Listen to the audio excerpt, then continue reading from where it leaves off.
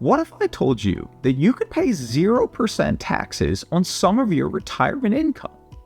It's true, and it has to do with capital gains.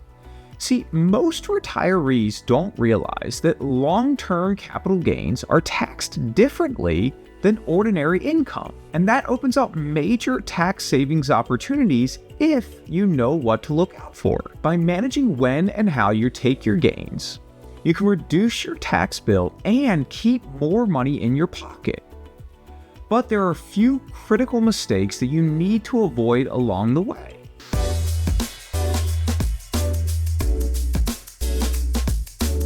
Hi, I'm Rob Bacharach, financial planner and fiduciary with RB Wealth.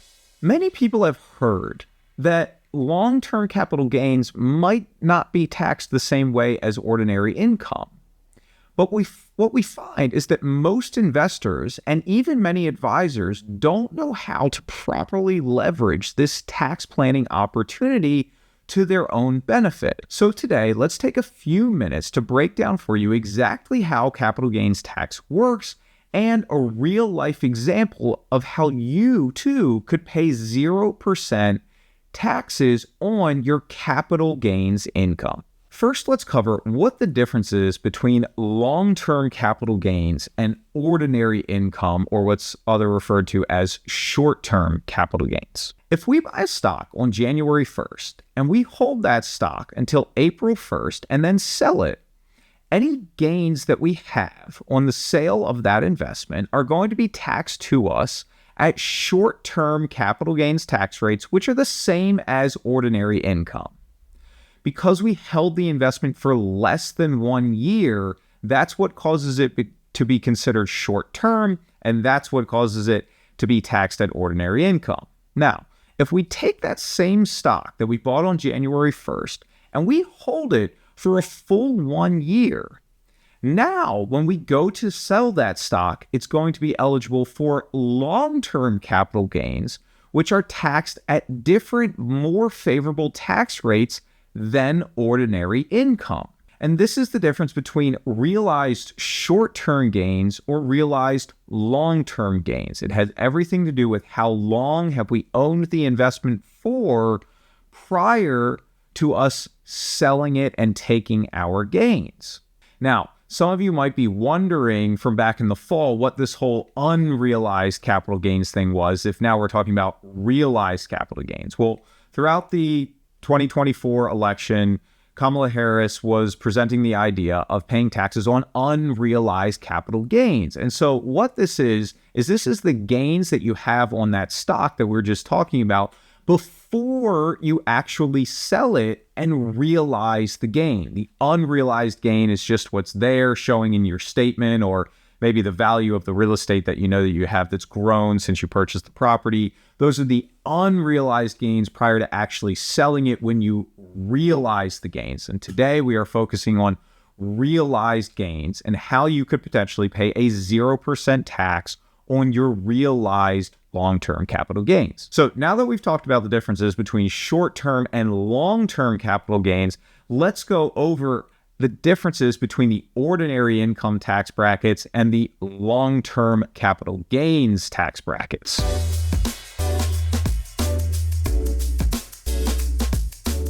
You can see here on a chart we have a few different columns and two different boxes, one for individuals and one for married couples filing jointly. You can see that as we go down the chart, the income goes up. In the middle column, we have our ordinary income tax rates, and on the right column, we have our capital gains tax rates. And what you notice as you move down the chart as income rises is that the capital gains tax rates stay much lower than the ordinary income tax rates as income goes up. So 0% capital gains up to, for married couples filing jointly, $89,200 in 2024. They get to stay in a 0% capital gains tax bracket while they would be in a 10 or 12% ordinary income tax bracket. So you can see here from this example, this is why it is more favorable to have long-term capital gains and manage them properly than just taking ordinary income rates for all of our investments and income that we have. Now that you've seen the differences between what the ordinary income tax brackets are and where the capital gains tax brackets are, let's talk about how the IRS does what's called income stacking to determine if your capital gains would be taxed at the 0% tax rate or not. In 2024, the 0% capital gains tax bracket for a married couple filing jointly went up to $89,250. So the idea is being able to sell investments and stay below this $89,250 so that we can pay 0% taxes on a portion of our income. So let's show you how the IRS stacks it to determine if you qualify for this or not. The first thing that the IRS does is they total up all of your ordinary income. So if you have consulting income or you're still working, dividends and interest from money market accounts, this all counts as ordinary income. So they total up your ordinary income, then they add on Social Security, and then they add on distributions from IRAs, distributions from pre-tax retirement accounts. This is going to give us a total ordinary income number. Once we get this number, the IRS is going to subtract this year's standard deduction. So for a married couple filing jointly in 2024, that was $29,200. So they total up your ordinary income, subtract the standard deduction. Now we have our total taxable ordinary income number. What's important about this number is that the difference between this number and the $89,000 number that we have to work with for 0% capital gains is the room that we have before our capital gains would not be taxed at 0%. Now, I know this might sound confusing, so let's run through a real-life example of how the 0% capital gains tax bracket works, and so that you can review and apply this to your own situation.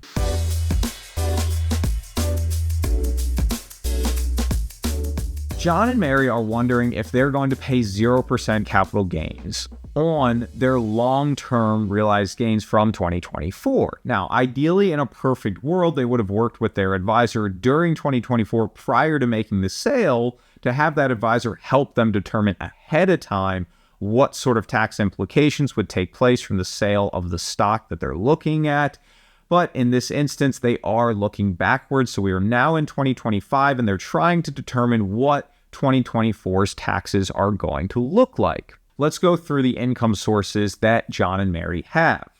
John and Mary have $15,000 of consulting income. They have another $20,000 in IRA withdrawals and another $5,000 in dividends.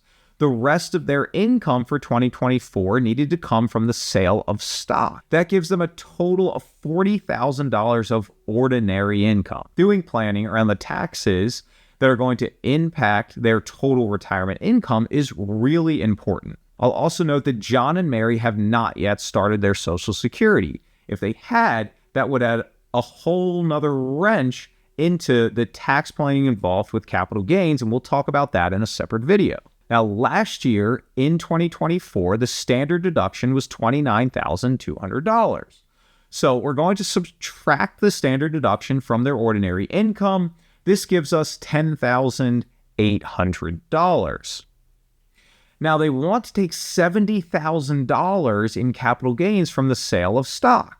We already know that the capital gains are going to be long-term because, like we talked about early on in the video, we know that they've owned the stock for over 1 year. So we know that the stock's going to qualify for more favorable tax treatment, long-term capital gains rates, but we don't know if it's going to qualify for that 0% income tax bracket or not. So we have $10,800 of taxable ordinary income.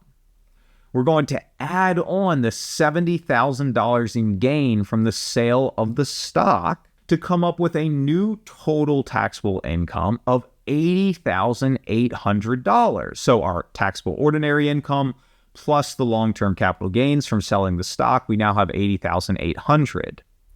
Fortunately for John and Mary, because $80,800 is below The $89,250 0% capital gains tax bracket, all of that $70,000 of long-term capital gains that they realize from selling their stock are going to be taxed at 0%. And that's the power of doing the long-term capital gains tax planning. So instead of just taking additional IRA withdrawals to come up with that $70,000 or $80,000 of income that they need to live off in retirement, which IRA withdrawals would all be taxed at ordinary income, they took some of their income needs from IRA withdrawals, and then they took a large chunk of what they needed from realizing long-term capital gains. And this has a significant impact on what their total tax bill is at the end of the day. Now, you might be thinking, oh, as long as I stay below these income thresholds, then I'll pay 0% taxes. Now, that's not quite true. They're paying 0% taxes on the capital gains income, which was over 50% of the income that they used to live off of during this past year in retirement, which has a huge impact on their tax bill. But their ordinary income, they still have to pay ordinary income tax rates on. In addition to this, I mentioned that John and Mary had not yet started their Social Security income.